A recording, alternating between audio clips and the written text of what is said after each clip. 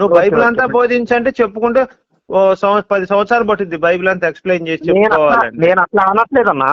ఏమంటున్నానంటే ఒక 4-5 పత్రం పెట్టుకొని ఇది ఆ వచనాలు ఎన్ని పెట్టుకొని రాసుకుండేది, ఇంకా వాటి గురించి ఇట్లా ఫోన్లో తమ్ముడు చెప్తే అది కరెక్ట్ అయితే. ఎవరు చెప్పినా అంతే తమ్ముడు. నీ వల్లే నీ పొరుగు వారు, బైబిల్లో మంచి వాక్యం చెప్పాయంటే నీ పొరుగు వాళ్ళని ప్రేమించండి, నీ నీ సహోదరులను నీ తల్లిదండ్రులను ప్రేమించండి, అంటే ఏముంటాయి మంచి అట్లా మాటలు. ఓన్లీ అదొక్కటే బైబిల్లోనే ఉందా? చాలా ఉన్నాయి తమ్ముడు, మనకు గుర్తొచ్చేది హఠాత్తుగా అయ్యే. నేను ఏమంటున్నా అంటే ఒక బైబిల్లో మాత్రమే కాదు, అన్ని మతాలలో కూడా, అన్ని గ్రంథాలలో కూడా తమ్ముడు సేమ్ యాజ్ ఇట్ ఈజ్ ఇలానే ఉంటుంది. నువ్వు అమాయకత్వం తమ్ముడు. నువ్వు ఏం తమ్ముడు, అసలు నువ్వు ఏం మాట్లాడుతున్నావు? అన్ని గ్రంథాలు 4500 గ్రంథాలు ఉన్నాయి, హిందూ గ్రంథాలు. అవన్నీ చదివి మనం చెప్పాలంటే మన వల్ల ఏమైంది తమ్ముడు? నువ్వు చదువుతావు పోనీ చెప్పు. ఎవరు? నువ్వు అన్ని గ్రంథాలు అసలు మనకి అసలు ఇతర దేవీ దేవతల పేర్లే మనం ఉచ్చరించకూడదు, ఇంకా అట్లాంటి ఆ గ్రంథాలు మనం చదవటం ఏంది? నేను అట్లాంటి చదువుతానని ఇంకా చెప్పలేదు నేను. కాకపోతే యూట్యూబ్ లో అనేది ప్రతిదీ వింటూ ఉంటా. ఇను తమ్ముడు, తప్పులేదు. నేనేం తప్పు వినట్లేదు, కాకపోతే ఇతర దేవీ పేర్లు మనం ఉచ్చరించకూడదు. అది తప్పేముంది దాంట్లో? ఇప్పుడు మనకు అయ్యో బైబిల్ చెప్పింది తమ్ముడు, ఒకేలా ఉండవు తమ్ముడు. బైబిల్ చెప్పిన ప్రకారం మనం విశ్వాసులుగా బతకాలి, కానీ నా ఇష్టం వచ్చినట్టు బతుకుతానంటే నువ్వు బైబిల్ విశ్వాసి కాదు. అప్పుడు ఓకే అన్న, ఓకే అన్న, మంచిదన్న. నీ ఇష్టం వచ్చినట్టు నువ్వు బతుకు. అయితే నువ్వు క్రైస్తవుడు అని చెప్పుకో అన్నా, నేను సెక్యులర్ అన్నా, అన్ని మతాలు సమానం అని నమ్మే సెక్యులర్ అన్నా అని చెప్పుకో, నాకు ఎటువంటి అభ్యంతరం. క్రైస్తవుడు అన్నప్పుడు బైబిలే గొప్పదన్నాడు, హిందూ అన్నప్పుడు హిందూ గ్రంథాలే గొప్పదన్నాడు, ముస్లిం అంటే ఖురానే గొప్పదని చెప్పాలి.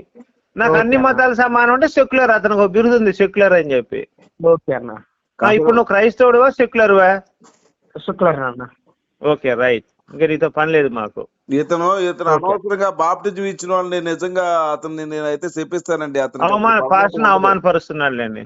ఇప్పుడు నేను ఒక విషయం చెప్తా వినండి, మీకు వచనాలు కావాలి కాబట్టి. ద్వితీయోపదేశ కాండం 28వ అధ్యాయం చూడండి, అక్కడ ఏముంటుందో. 53 నుంచి 54లో యెహోవా దేవుడు ఏం చెప్తాడు? నన్ను నమ్మకపోతే నాశనం చేస్తా, నువ్వు పెళ్లి చేసుకుంటే వేరే వాడితో సంసారం చేయిస్తా, నీ కుమారులు ఇస్తా అంటాడు. హలో పాస్టర్ గారు, దేంట్లో? ద్వితీయోపదేశ కాండం 28వ అధ్యాయం చూడండి.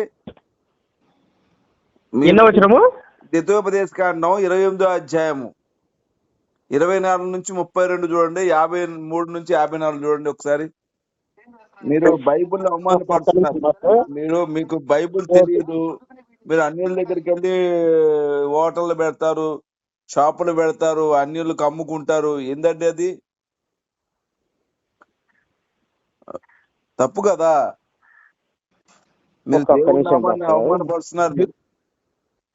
ఓకే, ద్వితీయోపదేశ కాండము 28వ అధ్యాయము 28వ అధ్యాయము 24-32 చదవండి. 24 నుంచి 32 దాకా చదవండి. యెహోవా నీ దేశపు వర్షమును ధూళిగాను బుగ్గిగాను చేయుము, నీవు నశించు వరకు అది ఆకాశము నుండి నీ మీదకు వచ్చును. యెహోవా నీ శత్రువుల ఎదుట నిన్ను ఓడించును. ఒక్క మార్గమున వారి ఎదుటకి బయలుదేరి నీవు 7 మార్గాల వారి ఎదుట వారి పారిపోయి భూరాజ్యములన్నిటినీ లోనికి అటు చెరగొట్టి పడును. అంతే కదా, అంతేగాని మీరు చెప్పట్టు ఎక్కడ ఎన్ని వచనాలు చదివా బాబు? 24 నుంచి 32 దాకా చదవమంటే ఒక వచనం చదివి అంతేగా అంటాం ఏంటి? అర్థం కాదు. 24 నుంచి చీకట్లో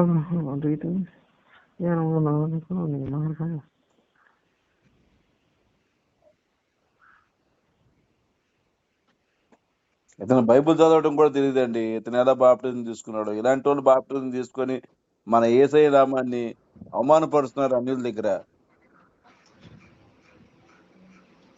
నేను తీసుకున్నాను, ఇప్పుడు చెప్పలేదే. నువ్వు బాప్టిజం తీసుకోకుండా క్రైస్తవుని ఎట్ట అంటావా నువ్వు? నేను అనలేదుగా. నువ్వు ఫస్ట్ ఏం చెప్పావు? నేను క్రైస్తవునండి అన్నావు. శ్రీశైలంలో షాప్ పెట్టుకున్నానండి అన్నావు. మాకు అందుకు కదా కోపం వచ్చింది. నేను హిందువునండి, నేను శ్రీశైలంలో షాప్ పెట్టుకున్నానంటే ఈ డిస్కషన్ ఉండదు మాకు. మా క్రైస్తవుడే ఉండి శ్రీశైలంలో వెళ్ళి షాప్ పెడతావా నువ్వు? నువ్వు వెళ్ళి ఆ గుడి దగ్గర ఎట్లా ఉంటావా నువ్వు? మన యెహోవా నామాన్ని ఆ, అవమానపరచట్లేదా? మన యేసయ్య నామాన్ని ఆ, అవమానపరచలేదా? తప్పు కదా అది. ఆ. ఉం. మరి నీ లే- బైబిల్ మీరు చదవడం కూడా చెప్పిన లేదు. వచనము పాస్టర్ గారు, ఒక్క నిమిషము. ద్వితీయోపదేశ కాండము 28వ అధ్యాయం 24 నుంచి 32 వరకు చదవమని చెప్పారు. చదవండి.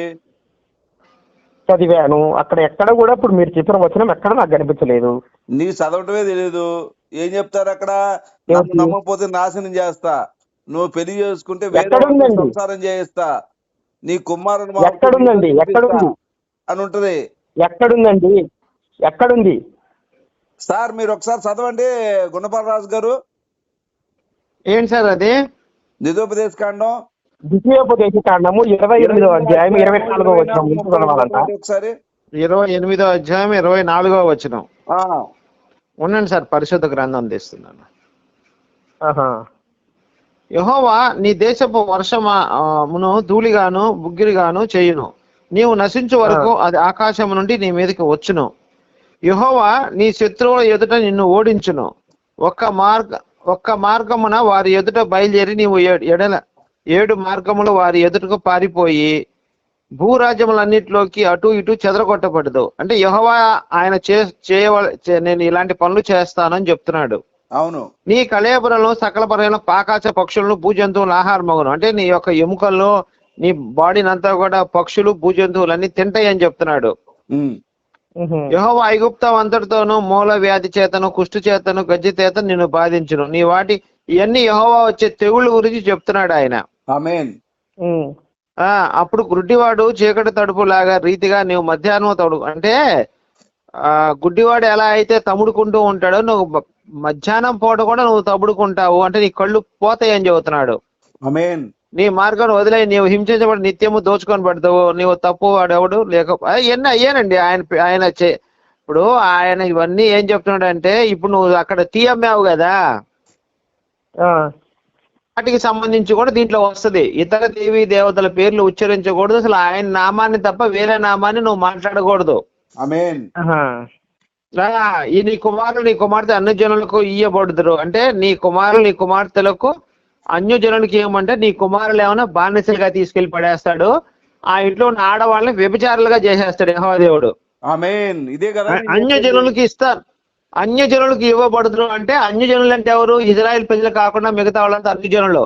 వాళ్ళకి అప్పచెప్పేస్తా నీ పిల్లల్ని అంటున్నాడు. వారి నిమిత్తము నీ కన్నులు దీనము చూచి క్షీణించిపోనుగా నీ చేత అంటే వాళ్ళంతా క్షీణించిపోతారు నీ బిడ్డలందరూ కూడా.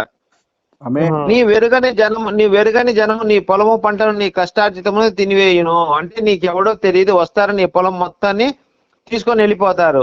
నువ్వు హింసను బాధను మాత్రం నిత్యం పొందుతావు. నీ కన్నుల ఎదుట జరగదానిని చూచుట వల్ల నీ వెర్రి ఎత్తును. యెహోవా నీ అరకాలు మొదలు నీ నెత్తి వరకు మోకాళ్ళ మీద తొడల మీద అదే ఇవన్నీ ఆయన పెట్టే శాపనార్థాలు. ఇవన్నీ ఎందుకు పెడుతున్నాడు? 24వ వచనం చదవమంది మీరు. 24 నుంచి 24 నుంచి ఇచ్చాడు.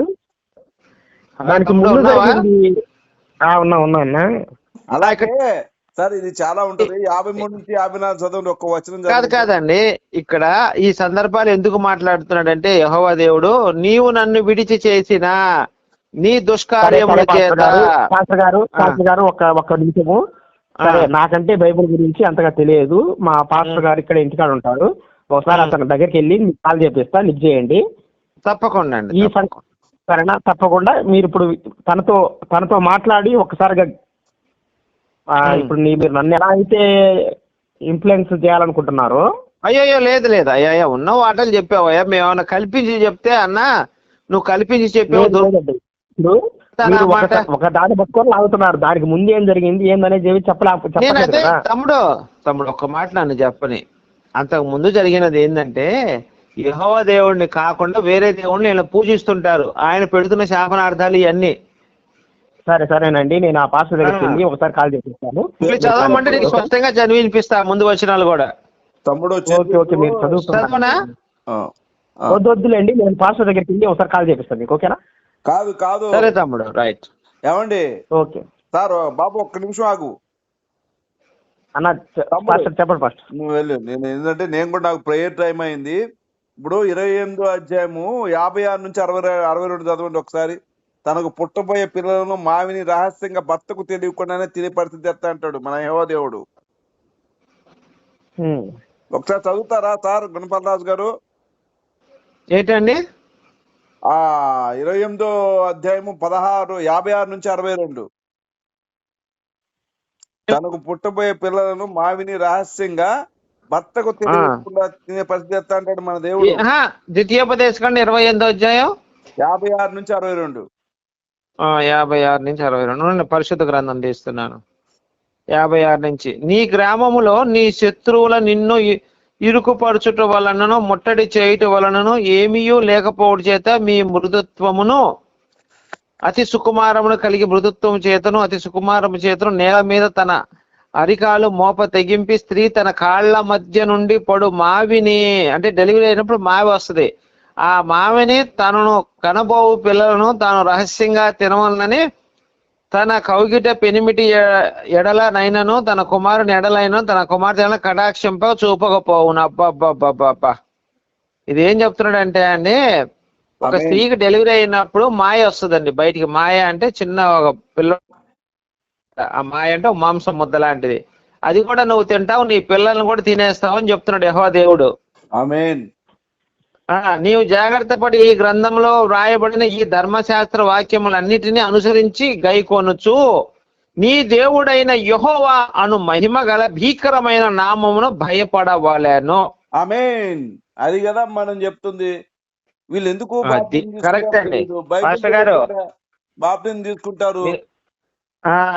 కరెక్ట్ అండి. మీరేం చెప్తున్నారంటే యెహోవా నామానికి భయపడాలని చెప్తున్నాడు ఆయన. భయపడాలి. లేకపోతే కూడా నీకు పుట్టే పిల్లలు నీ చేత తినిపిస్తాను. మీ కుమారు మాంసం మీతో తినిపిస్తా, మీ అదేనండి అదేలేండి. మీ భార్యను నెక్స్ట్ ఏం చెప్తున్నాడంటే